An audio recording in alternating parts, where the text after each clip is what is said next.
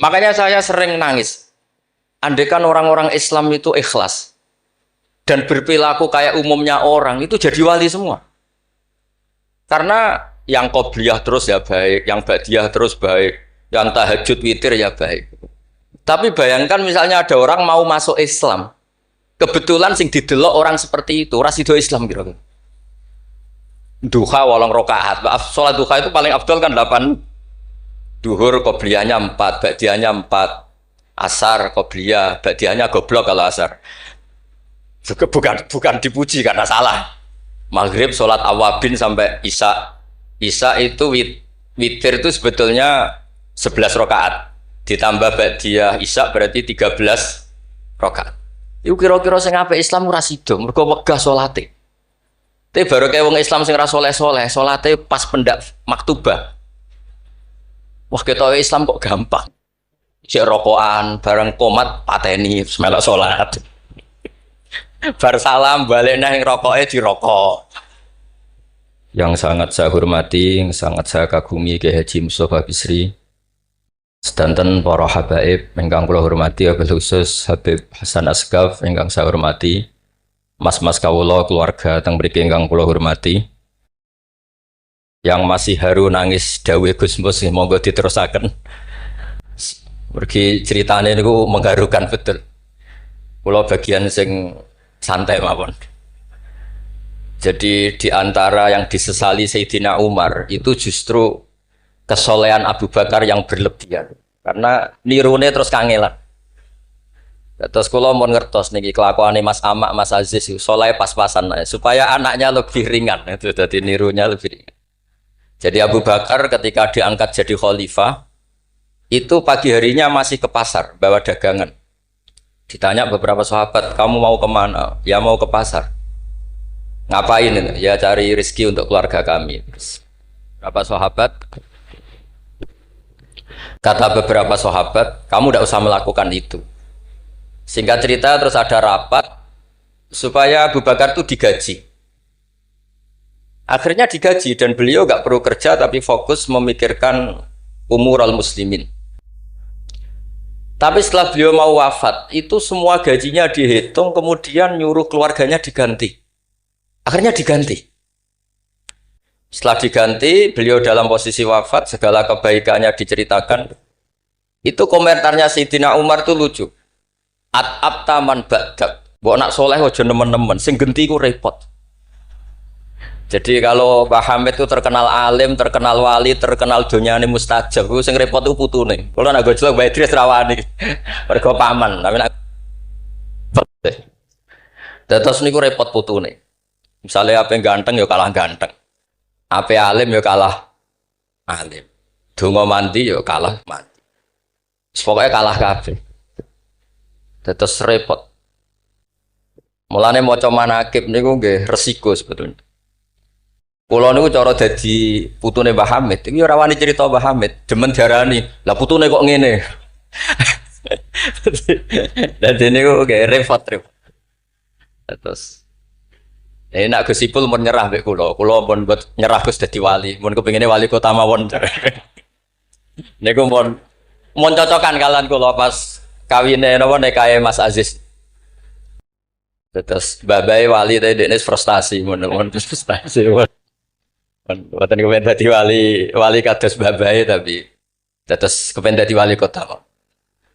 Itu kalau gak tawaduk ya frustasi memang. Kalau gak tawaduk ya frustasi. Tapi bagus lah. Karena ciri utama wali itu ngurusi amror ra'iyah, urusan apa? Rakyat. Jadi itu wali betulan maupun wali kota itu ada titik samanya. Yaitu sama-sama memikirkan urusan apa? Rakyat. Bedanya yang wali betulan digaji Allah, yang wali ini digaji negara, itu saja bedanya. Tapi sama-sama ihtimam bi umuril muslimin, sama-sama serius mengurus urusannya orang-orang Islam. Saya kalau tadi saya memang menyiapkan materi yang ilmiah karena saya punya naskah nadzumanipun Sulam Taufik yang dinadzumkan Mbah Hamid, nanti saya terangkan. Tapi karena merujuk dawuhipun Mbah Mus, Mbah Hamid itu sepupu sama mbah saya, sama-sama lahir di rumah di Lasem di Al-Fakhriyah. Memang mulai dulu terkenal wali, mulai kecil. Tapi saya akan cerita dari sisi keilmuan beliau. Beliau lama sekali ngaji di Mbah Khalil Harun, jadi mertuanya Ki Bisri. Tapi lebih lama lagi ngaji di Mbah Dimyati. Mbah Dimyati itu 12 tahun. Sampai dapat julukan Abdul Juman. Juman itu satu nadzuman ilmu balaghah yang paling sulit. Jadi balaghah itu ada karangan Mustafa Al-Hulayaini, itu yang bentuk nasar itu masih gampang lah. Ada Jauharul Maknun itu masih gampang. Setidaknya bisa dianggap gampang. Kalau nggak gampang ya dianggap gampang. Tapi yang paling susah itu Juman. Saking susahnya itu nggak ada yang bisa nyarai. Akhirnya mu'alifnya nyarai sendiri. Itu namanya kitab Ukutul Juman. Jadi didol gak payu, akhirnya dipayoni mu'alifnya sendiri. Karena kaidahnya sudah ruwet. Dan itu diantara keahlian beliau memang tentang Juman. Seperti yang diceritakan Gus Mus tadi, diceritakan Mbah Mus tadi. Kalau orang ahli balaghah itu mengutarakan sesuatu itu indah. Itu yang dimulai para ulama-ulama dulu. Tapi ya resikonya kalau sudah menghujat, itu ya sejelek-jeleknya. Itu orang Arab itu kalau sudah benci seseorang dan membayangkan wajahnya jelek, itu orang Arab kalau bilang itu kabak roten nakarot hadi. Jadi wes koyok tletong garing sing dicucuki pitik. Wong tletong garing wes elek ijek dicucuki napa? Pitik. Jadi orang Arab itu memang ahli balaghah. Jadi kalau muji ya sundel langit, nak menjatuhkan juga sejatuh-jatuh. Dan itu ada ilmunya. Sehingga orang Arab itu misalnya muji orang baik, berperilaku gimana kalau kamu hubungan dengan orang sekitar Anda. Itu unik cara berpikir orang Arab. Karimun mata amdahu wal waro ma'i wa idza malum tuhu wahdi. Kalau saya kenal kiai, kalau saya kenal habib atau kenal orang alim, itu orang-orang mulia. Orang mulia itu cara memperlakukan gimana? Karimun mata amdahu, mesti amdahu wal waro. Sekali saya muji dia, pasti saya puji bareng-bareng orang banyak. Tapi wa idza malum tuhu wahdi, ketika saya kurang berkenan atau agak ngeritik, pasti saya kritik sendiri. Akhirnya itu jadi pola sosial yang sampai sekarang itu menopang Indonesia. Indonesia itu begitu mencintai Pak Karno, Pak Hatta, mencintai para pendiri bangsa ini. Dan ketika mencintai itu diungkapkan secara publik. Dan ketika ada tidak cocoknya, misalnya ya apalah namanya orang kan ada tidak cocoknya, ya dimpet dewe. Jadi rodok-rodok buku sundupan kira-kira gitu karena memang itu etika yang benar. Jadi karimun mata amdahu wal waro ma'i wa idza malum tuhu wahdi. Orang mulia itu orang yang kayak apa? Orang yang ketika baik atau ketika kami puji, akan saya puji secara publik, secara massal, secara masif. Wa idza malum tuhu wahdi. Dan ketika saya kurang berkenan atau agak ngeritik, maka akan saya kritik sendiri. Misalnya dalam banyak hal, saya sama orang yang terkenal wali itu ya kadang tidak cocok. Tidak cocoknya mungkin hasut atau nggak bisa niru, tidak tahu saya. Tapi ya kadang-kadang tidak cocok. Tapi itu tampet. Dan ini tak omongkan itu untuk cerita, bukan. Karena wali itu ya punya rival. Ada rivalitas wali itu ya ada. Ada dua wali besar yang saling tidak cocok. Satu itu wali kalau sakit itu waduh, pokoknya sakit. Ditiliki sama wali, sama-sama wali. Kamu itu wali kalau sakit kok waduh, wali model apa? Wali itu ya kayak saya, tidak pernah sambat gitu. Kalau sakit pun menengahi. Terus justru itu masalah kamu di situ. Sok wali pakai perilaku wali. Justru saya seperti ini jadi wali karena koyok wong awam. Ini tawaduk saya. Jadi ini dua wali besar. Gocol-gocol kan. Maka kalau ada orang muni waduh aduh anggapnya wali yang sedang tawaduk meniru orang awam gitu.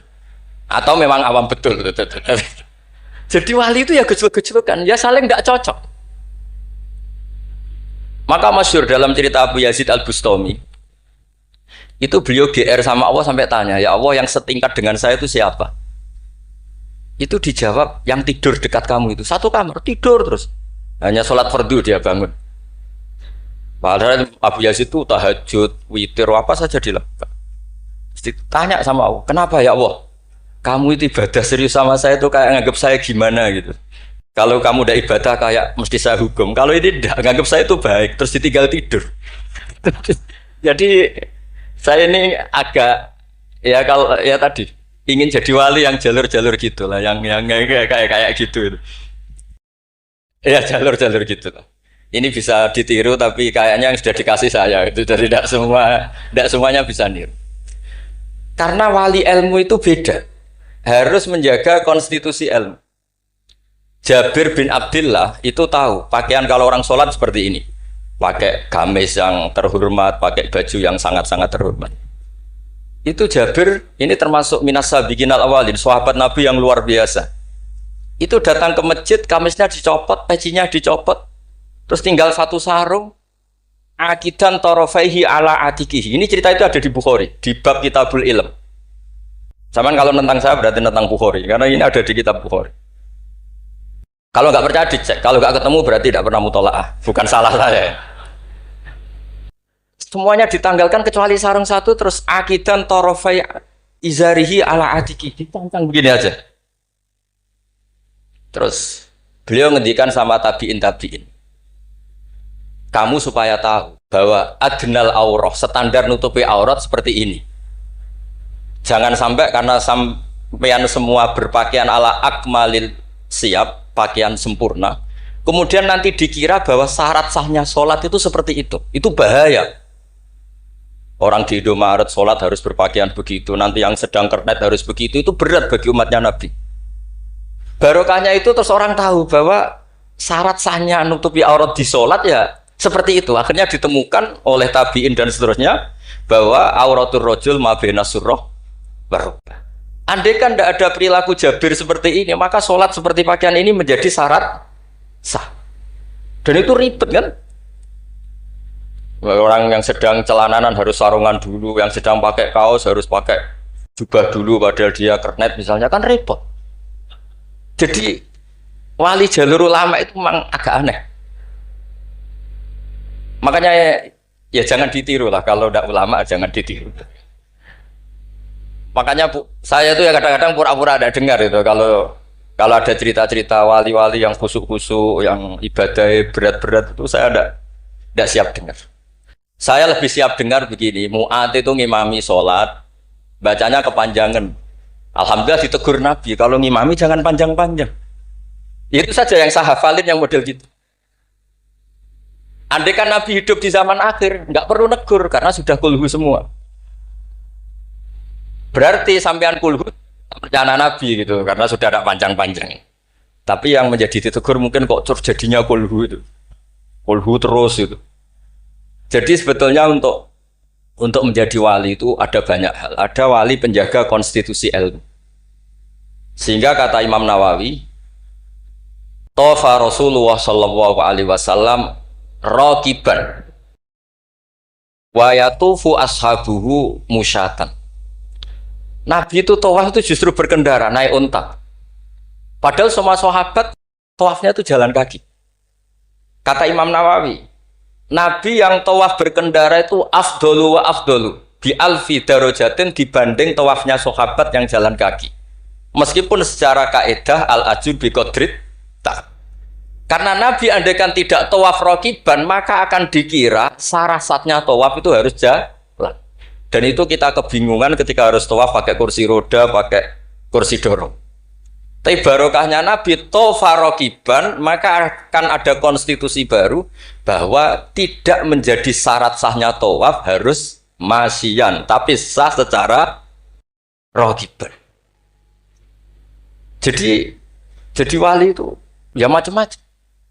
Sehingga kitab Sulam Taufik yang dikarang oleh Habib Alim Al-Alamah Abdullah bin Husain bin Thohir itu dikarang seorang Habib Alim Alamah Wali Abdal. Tapi ketika ngarang fikih itu diantara yang ditersangkakan itu apa?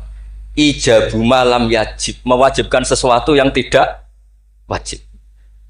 Saya ini didian Mbah Maimun, didian bapak. Kalau Mbah Mun ngeluh gitu, aku sakjane ya kepengen hak santriku tirakat terus apalah. Tapi tirakat itu gak wajib. Engko nak ijabu malam yajib ra aku dosa.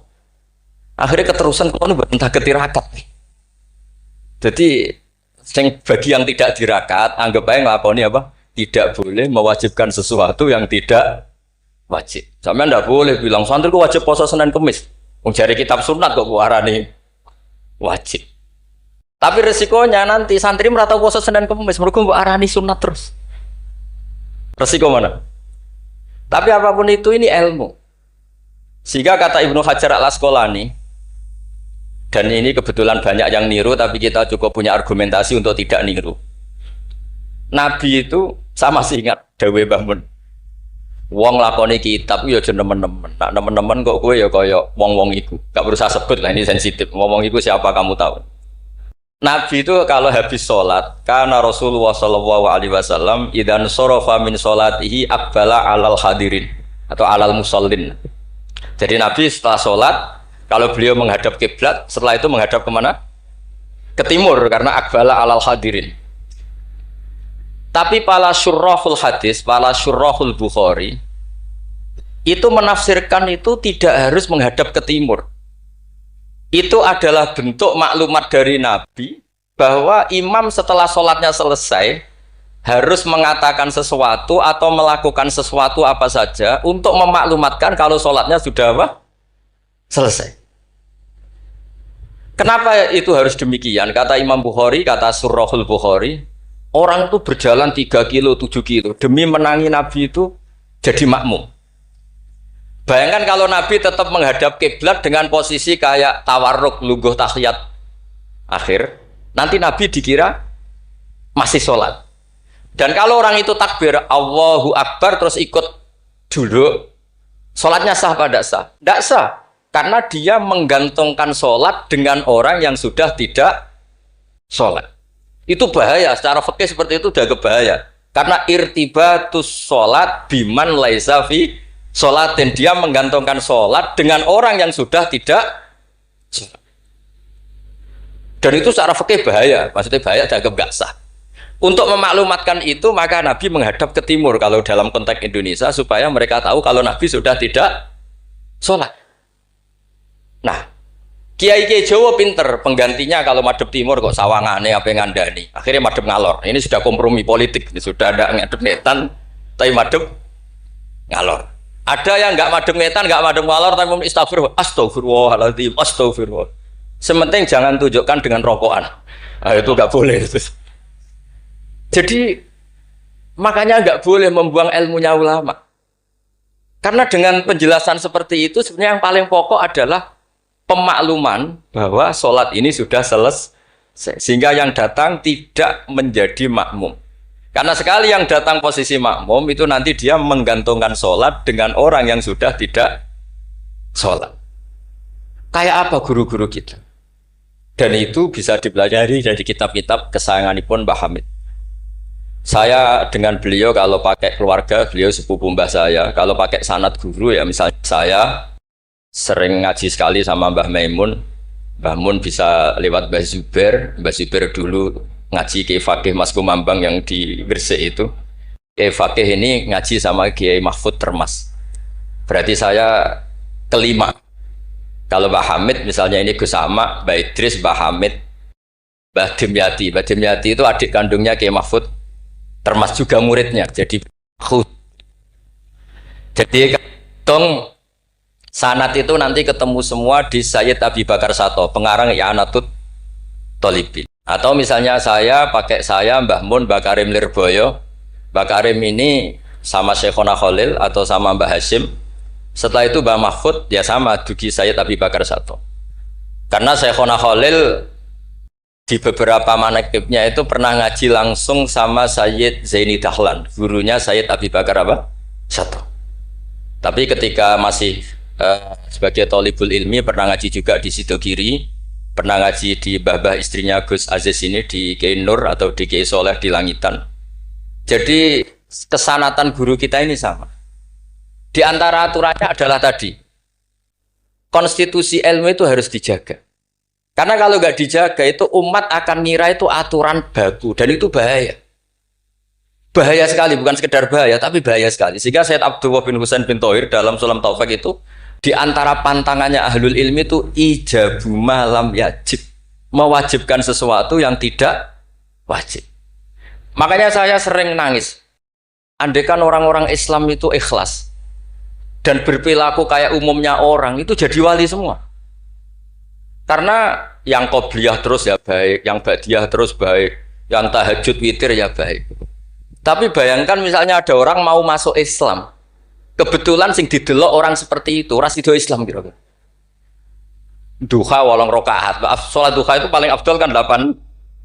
Duhur qobliyahnya 4, ba'diyahnya 4. Asar qobliyah, ba'diyahnya goblok kalau asar. Bukan dipuji karena salah. Maghrib salat awabin sampai isya.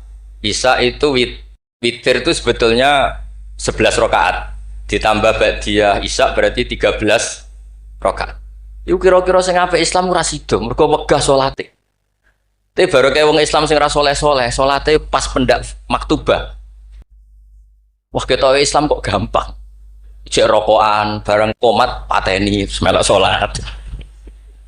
Bar salam balik nang rokoke dirokok. Ya sudah gitu sampai mati gitu. Kok penak, ternyata Islam itu tidak berat. Itu juga ada sanadnya. Ada seorang Arabi tanya, ya Rasulullah Islam itu apa? Khamsu sholawatin. Terus dia tanya, hal alayya ghairuha ya Rasulullah? Qala la illa anta tawwa. Gak isiku tok pas. Sampai 5 rukun Islam dijawab. Dan si Bedui ini bilang apa? Wallahi la azidu ala dzalika wala angkus. Saya demi Allah, tidak akan saya kurangi, tidak akan saya tambahi. Pas ya Rasulullah. Tapi ini Islamnya Bedui loh, sama nak niru nggih monggo. Tapi apa kata Nabi? Man sarrahu ayyam dzura ila ahlil jannah falyangdzur ila hadza. Siapa yang suka melihat ahli surga, lihat orang ini.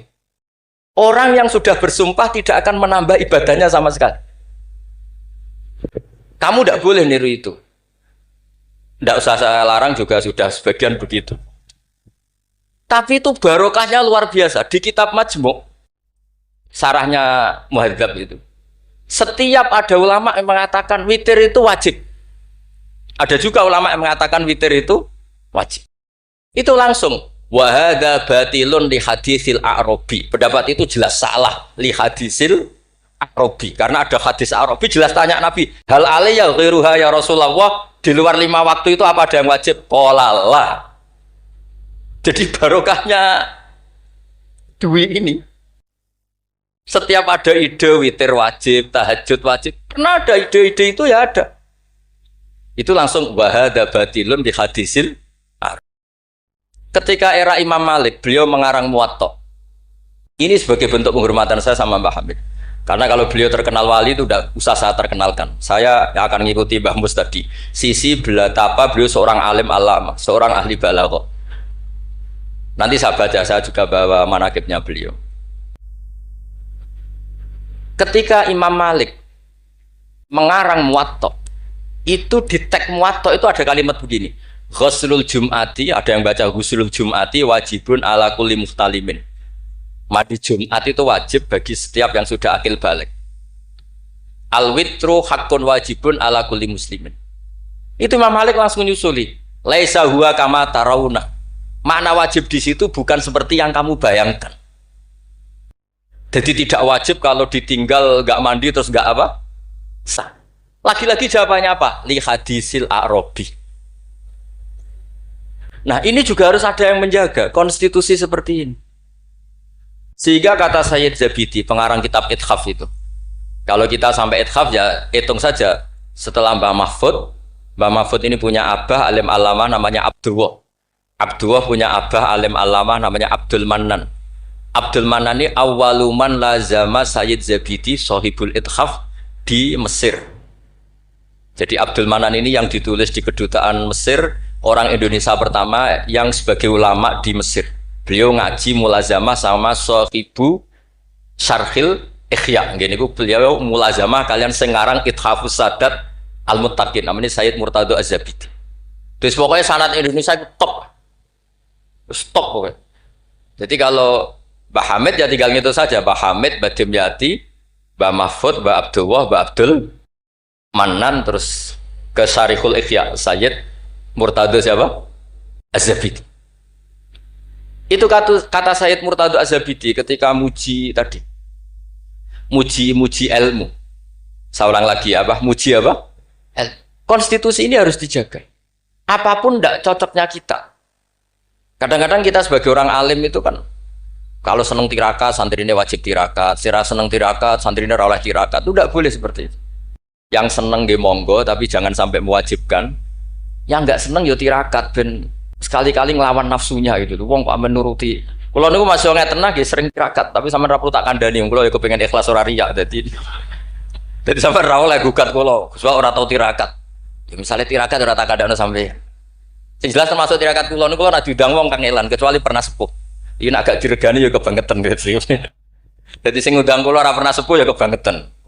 Enggak tahu diri. Karuan ra oleh dilanggar wae. Di kitab Jam'ul Jawami', di kitab-kitab itu, konstitusi ilmu itu dijaga. Sehingga sekali kitab itu diutarakan orang alim alama. Saya yang merasa utang jasa sama Sayyid Zabidi itu satu. Yang paling saya ingat itu satu.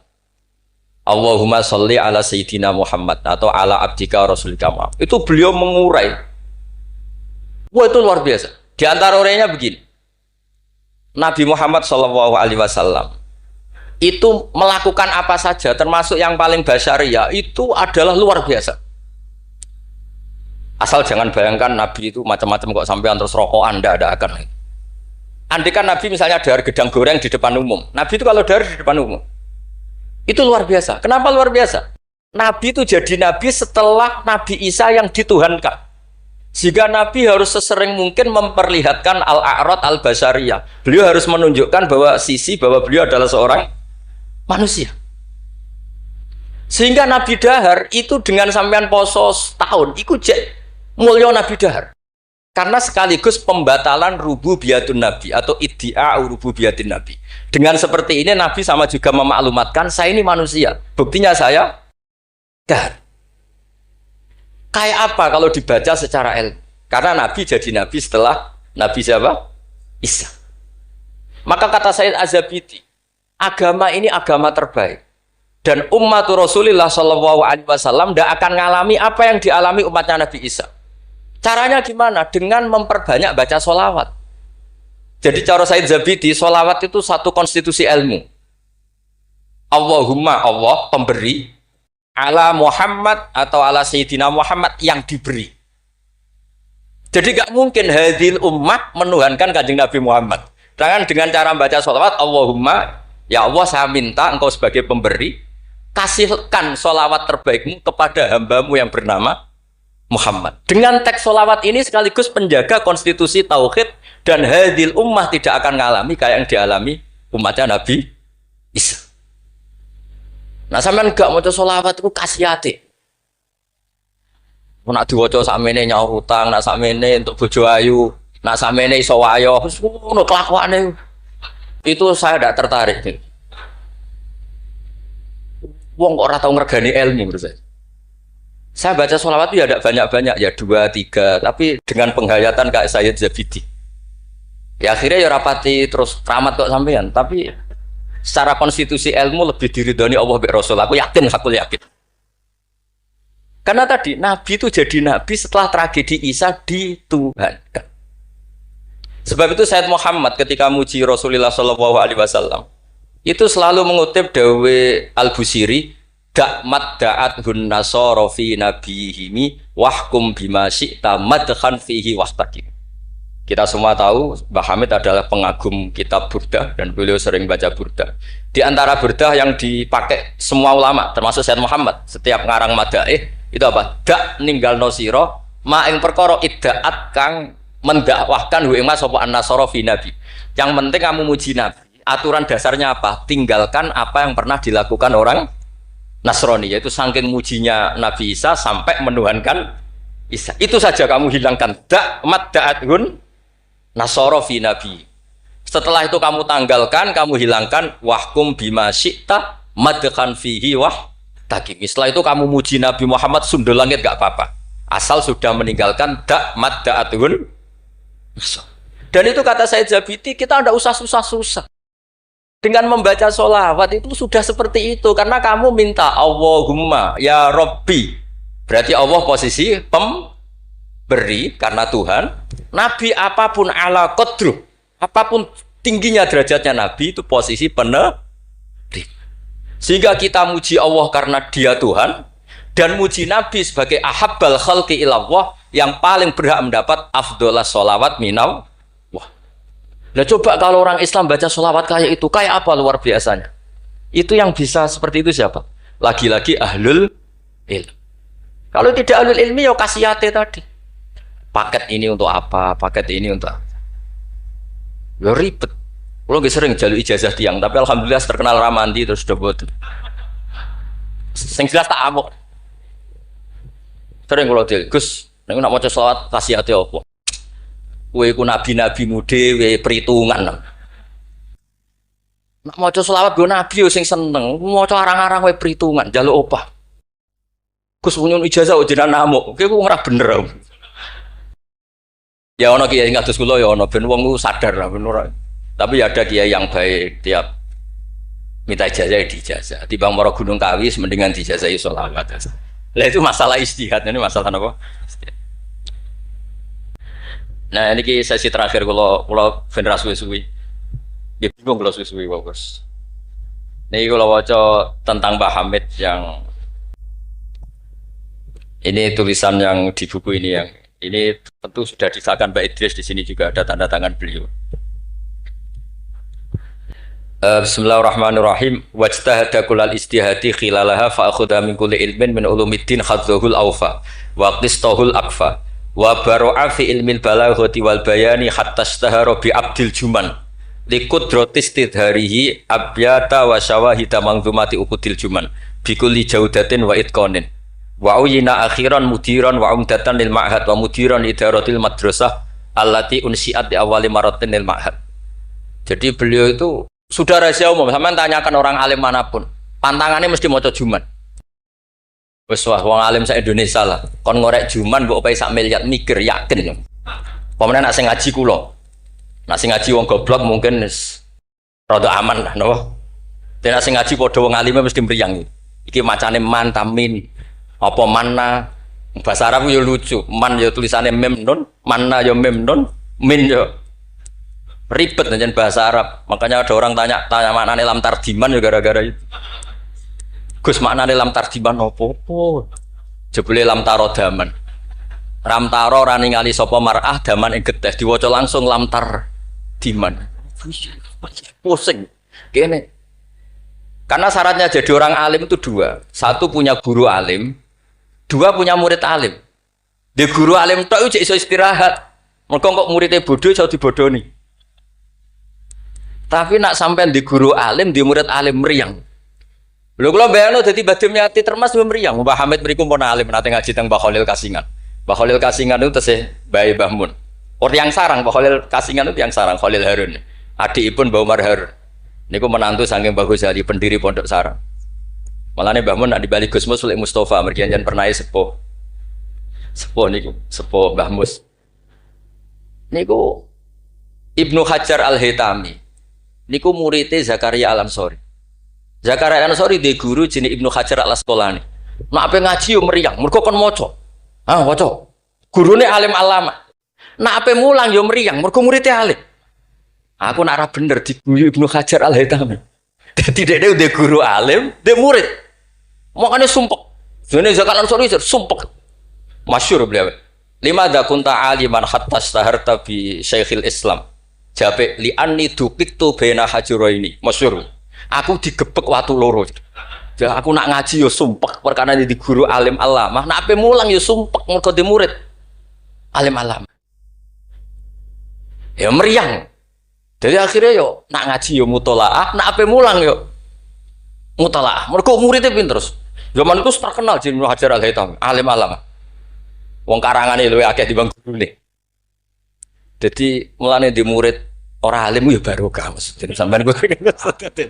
Jadi aja men ngeluh murid kok gak alim-alim, iku Allah sudah nyediakan berkah. Kena muridmu alim iku meriang. Mulane sing syukur sing syukur uripku sing syukur ora usah bayangno sing aneh-aneh. Gus kula men di murid sing alim-alim. Allah ndak menyediakan itu. Nah iku nyata, iku ribet. Mulane donga dikira-kira. Donga sekali ra bener iku mari trauma. Kalau bolak balik cerita, Hikam itu termasuk orang yang nggak pati suka kalau orang berlebihan berdoa karena beliau cerita, ono wali tukang hamal itu tukang manol. Dia dapat uang kalau kerja di pasar tukang angkut barang. Setelah punya uang, coro sekarang ya 10.000 pulang, terus ibadah. Karena dia gak ingin kaya, wong wali kok ben sugih, ya wali aneh. Tapi nak wali kok ora sugih itu ya aneh juga. Karena nak kepen sugih berarti toma, nak gak sugih berarti rapati durusi pangeran. Padahal waqat qala ta'ala lidunya ukhdumi man khodamani. Ana sing maca ikhdami man khodamani. Kalau tak waca loro ben ketok isane ngaji, mergo guru. Kula niku ya ribet. Kula niku mboten pamer alim mboten. Justru kula ngetokno alim ngregani guru-guruku. Nek kula ora ngetokno alim kan wong murid Mbah Mun kok ngono.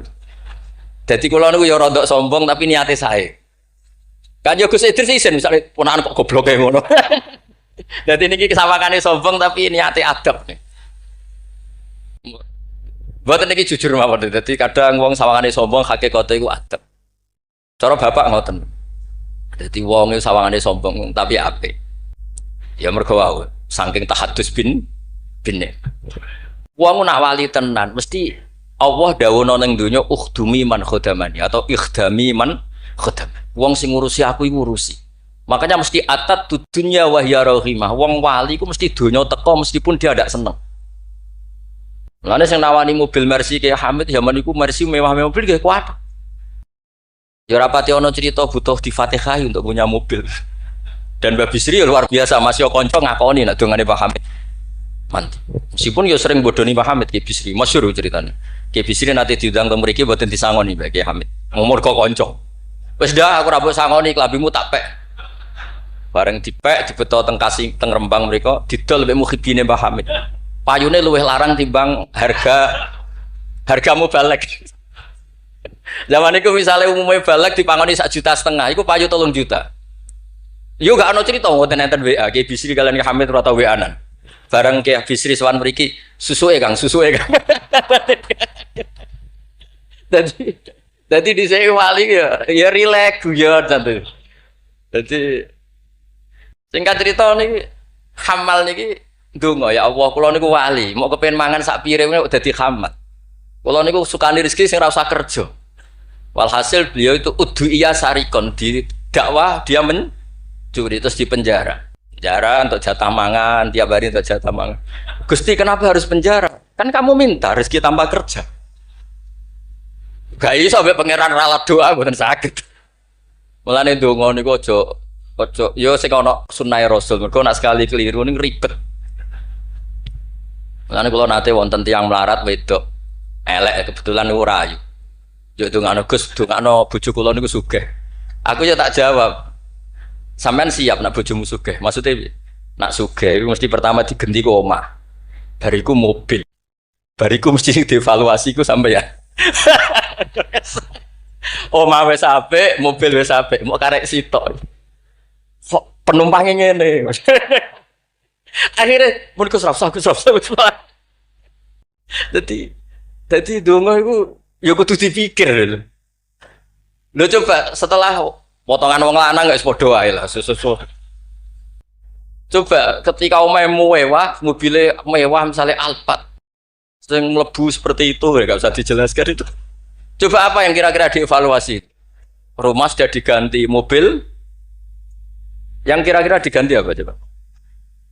Sakhir, mboten Gus nauten mboten usah. Jadi kula berkali-kali membatalkan doa. Karena timbang donga ketok ra mandine aduh ya sudah seperti itu. Niku nggih trik no, toleran gosipul politik lho. Sangat politik. Mun kula maca mawon sing mudawwan. Nah, saya senang kalau buku tentang beliau itu mudawwan.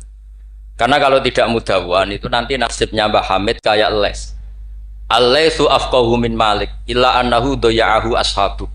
Itu dawai Imam Syafi'i. Sebetulnya Imam Les itu lebih alim ketimbang Imam Malik dalam hal fikih. Illa annahu daya'ahu ashabu. Tapi ashabnya Les menyia-nyiakan. Artinya gini, Imam Les itu punya karangan, punya perilaku, tapi sama murid-muridnya tidak didokumentasi. Akhirnya orang tidak tahu lagi Imam Les. Padahal itu rival debatnya Imam Malik. Makanya penting bagi ini ada Gus Sama, ada Mas Aziz supaya mengabadikan tulisan-tulisan Pak Hamid termasuk Nadzuman Sulam Taufik. Karena bikin nadzuman itu tidak gampang. Dari kata nasar, prosa, dinazumkan itu kan butuh keahlian. Karena nadzuman itu harus notnya sama, akhirannya sama. Mengganti kalimat yang prosa itu kan tidak gampang.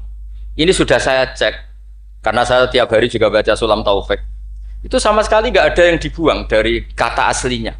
Kata aslinya yang di Sulam apa? Taufik. Jadi seni bikin nadzuman itu ya tidak gampang. Misalnya begini, saya beri contoh yang terkenal. Kenapa saya milih yang terkenal supaya lebih gampang?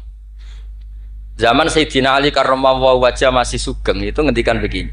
Yaqsimu dhuhri, ada riwayat qasama dhuhri rajulani. Abidun jahilun wa alimun fasikun. Yang merusak Islam itu hanya orang dua.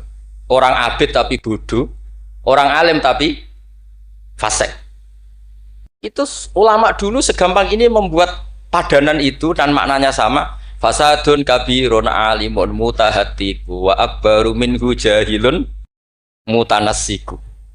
Kerusakan besar kalau ada orang alim yang fasik.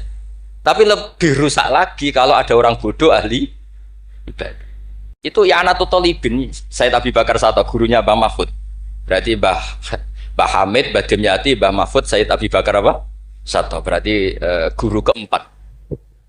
Itu punya cerita. Kenapa orang alim yang fasik afdalu min jahilin mutanassik atau min jahilin abidin? Terus dua orang ini berdebat. Ya apik wong bodoh lah, piye ahli ibadah. Tetap apik, mula wong alim tapi fasik. Dua orang ini akhirnya sepakat. Marani wong bodoh sih. Marani wong bodoh ya pasti ibadah jenenge wong bodoh. Ibadah. Dua orang ini ya rada kurang ajar wong loro. Ya fulan ana rabbuka, aku iki pangeran. Seneng aku kowe nyembah aku terus. Tapi mulai saiki wis tak bebasno. Sesuk-sesuk ora ibadah apa-apa, wis tak ridani. Aku langsung nih, hore sesuk wis bebas. Saking bodone. Umpama dekne ngaji kan ngerti. Sautu wa harf iku Allah nak ngendikan gak nganggo sautun ka sautil adam. Umpama dekne tau ngaji kan Allah iku mukhalafatul. Ora mungkin Allah kok diswara kaya ngono iki ora mungkin. Tapi matur nuwun Gusti, matur nuwun Gusti. Mulai sesuk kula mun mboten salat malih. Menang sing sitok delok bodho. Wis, akhirnya golek wong alim sing fasik. Delok pas mabuk jenenge fasik. Mabuke jenenge masjid bisa. Wong alim piye-piye dhewe bau-bau masjid. Mabuk ning masjid. Seneng sing sitok. Wah, satu-satu berarti mergo sing mau bodho sing sitok mabuk. Seneng sing dia pendapat ya apik wong abid sing bodho timbang alim fasik. Mergo pas mabuk. Oleh muni ya padha kok pager. Ya fulan. Ama tastaqi minni ana rabbuka. Mbok wong diisin to ambek aku iki pangeran ndelok kowe kok amen mabuk. Si wong alim mau masuk mabuk iki jadi sisa-sisa alime. Golek pedang. Ya fulan ulimukal ana rabbak. He fulan tak ulang pangeranku sapa? Ono pangeran kok nyuwara. Dibedhek. Artinya dekne cek memenuhi definisi ilmu nak wa mukhalafatul lil khawatir. Wis mabuk lho cek waras. Ya maksudnya nak iso ya aja bodoh, aja ngono maksudnya nak iso. Tapi ini kalau cerita tentang Mas Sama, tentang Mas Aziz ini mas-mas kula sedanten. Enggak gampang. Jangan kira terus ini hanya nukil, enggak gampang. Dari lafadz apa? Nathar, prosa, kemudian menjadi apa? Nadzuman kayak tadi dari qasama dhuhri rajulani. Terus diganti apa? Fasadun kabirun alimun mutahatiku akbaru minhu jahilun mutanas. Ini saya beri contoh ya. Tak beri contoh. Mari sampean dorang tidak semuanya ngaji Sulam Taufik. Nah, kalau ngaji terus radi ngertos dari teks aslinya. Misalnya begini ya, ini yang hatmun alal mukallafid dukhulu fi dinina ja'a bihi rasulu ma'asubuti fihi bidawami wa akhdhi lazimin la ahkami. Ini kan persis teks di aslinya. Sampean siapapun yang ngaji Sulam Taufik pasti tahu. Terus kada kafis sifati wal af'ali subhanahu an al-sunil juhali. Ini mengganti ta'ala amma yaqulu na'uluwang kabiro. Ursila rahmatan ilal makhluqi turran wal ma'rufu bil masduki. Ini berarti pengganti kata rahmatan lil alamin. Terus ini yang yalzamu kullu muslimin ayyamna'a islamahu wa saunu amma qata'a min qaulin aw fi'lin aw i'tiqadi wa walladhi yatuna birtidati. Ini kan waqad fasya tasahulul kalami fi zamani mukhrijil islami. Itu kan di apa? Di kitab Sulam Taufik memang kalimatnya seperti itu.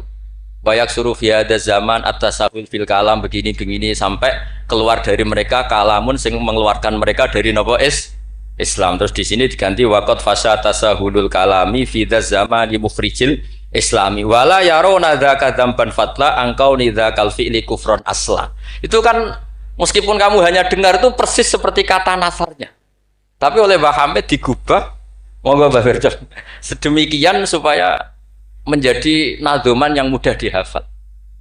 Jadi itu butuh malakah. Nah, kenapa beliau punya malakah itu? Karena ketika ditermas di antara kitab yang beliau kaji itu adalah Uqudul Juman sampai punya gelar Abdul Juman. Jadi saking mulazamahnya kayak kamu kalau suka uang itu kalau orang Arab bilang Abdud Dinar. Makanya Nabi kalau ngeritik Ta'isa Abdud Dinar, Ta'isa Abdud Dirham. Jadi kalau orang menekuni sesuatu itu disebut apa? Abdul. Itu dulu Kiai Hamid ditermas sampai punya gelar Abdul Juman. Saya kira ngoten nggih pun masyhur sedanten. Assalamualaikum warahmatullahi wabarakatuh.